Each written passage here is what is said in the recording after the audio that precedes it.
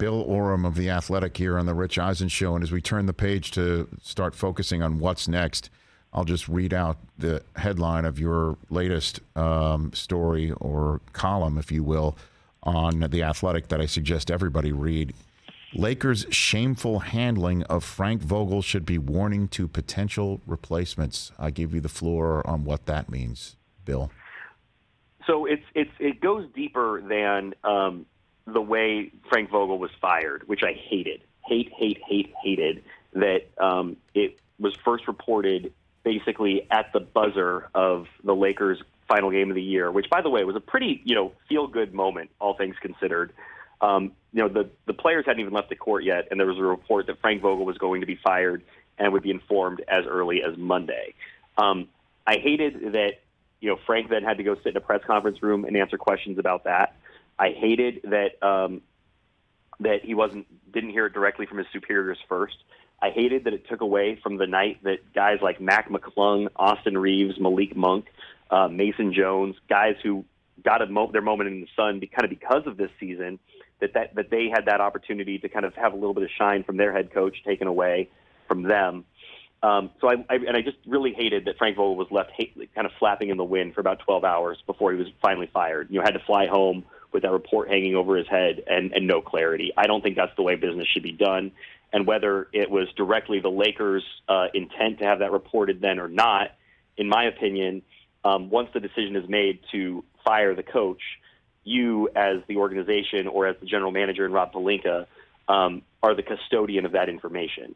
And so what happens with that information until it gets delivered directly to the coach who's going to be fired is your responsibility. And the Lakers, and to wit, Rob Pelinka, failed and I think really embarrassed the organization with the way that went down on Sunday night. But to the broader point, Rich, the Lakers have really not valued coaching going back to the end of Luke Walton's tenure. And it's bigger than whether you think Luke Walton's a good coach and should have been fired or whether Frank Vogel's a good coach and should have been fired. You remember when the Lakers hired Frank Vogel, he was their third choice at best. They tried to hire Tyronn Lue, who balked at the idea of a 3-year contract, felt like that was beneath him. Monty Williams also was not picking up what they were putting down in terms of years and commitment. But Frank Vogel was a guy who was, had been fired in Orlando. It was coming off of 2 losing seasons in Orlando, and he was willing to take a 3-year contract. And I think we kind of think of that as a make-good deal. Like you are kind of somebody who's willing to take a little bit of a lesser deal for what, coaching the Lakers could potentially net you. And Frank Vogel made good on that, and he won a championship in his very first year. Could have been Coach of the Year, I think, that season if awards were voted on. After the bubble, I think he probably would have been the Coach of the Year that season. And to me, it just that earned that he did not get a contract extension that offseason. He coached the Lakers the next year. And then at that point, he's up for a contract extension. He's coached the best defense in the league the previous season, and the Lakers gave him a 1-year contract extension. A 1-year contract extension in the NBA might as well be your walking papers. It's not a vote of confidence. It's not a show of support. It doesn't tell your locker room that we believe in our coach. And to me, I think that dug the ground out from underneath Frank Vogel from before this season even started, and sent the message that as soon as anything went awry, he was expendable. And that's why you started hearing, murmurs about Frank Vogel losing his job as early as November. If the Lakers had believed in Frank Vogel more and given him more support, a coach who is, fundamental to the organization or central to the vision of the organization can survive down years or injury-laden seasons. And that's where the logic of all this sort of,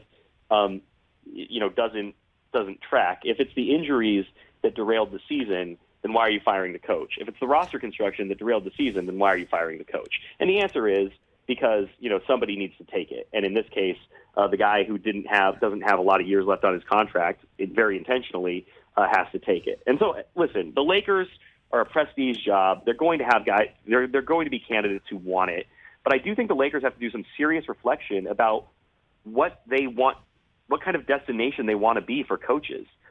If they want to keep getting, coaches who are sort of outside of the top tier of candidates, coaches that they can push around a little bit, coaches who will acquiesce to being told who is going to be on their staff and having Rob Pelinka and Kurt Rambis in their coaches' meetings, they can go find, those sorts of candidates, and then those candidates should be prepared to be treated poorly and fired in 2 or 3 years. But if they want to really take a step forward as an organization, they will step up the support they give their coaches, the autonomy they give their coaches, and the security they give their coaches. And that has just not been their philosophy in Rob Pelinka's tenure as a basketball executive. Well, I mean, I think you're kind of hitting on that, Bill, as we wrap this up here, is like who's going to be making the decision, right? I mean, there's Jeannie Buss, there's Rob Pelinka, there's, as you mentioned, or the people who are referred to around in this town as the Rambi, both Rambuses, right? Then you have LeBron, who one would think, your colleague Sam Amick there at The Athletic saying that LeBron would be, The Athletic tweeting out, LeBron James would be very enthused by the prospect of Mark Jackson landing the job. Is that his way of telling everybody this is who at King James would give the blue check mark to? And then how does that all work together? Right. I would say that LeBron did not get his coach the last time around. By the way, Ty Lue was the preferred candidate of Camp James, and LeBron never threw the Lakers under the bus for bungling that coaching search. At least from LeBron's standpoint. So I'm very curious to see how much weight his word carries this time. So you would think a lot, but all those pieces you're talking about, the Lakers would describe it as collaborative, right? That everybody has a voice, everybody's a stakeholder, and that makes it, a great place to work. And I think other people, at least on the outside, and I know of some people on the inside who feel this way too, where it's too many cooks in the kitchen, and there's a lack of structure, a lack of organization, and ultimately a lack of accountability. And that is where I think the Lakers have really gone most strayed in the last, to go all the way back to the passing of Dr. Jerry Buss, who left this to his children to kind of carry on. Hey, you watched all the way to the end. Thanks for that. Watch more right here.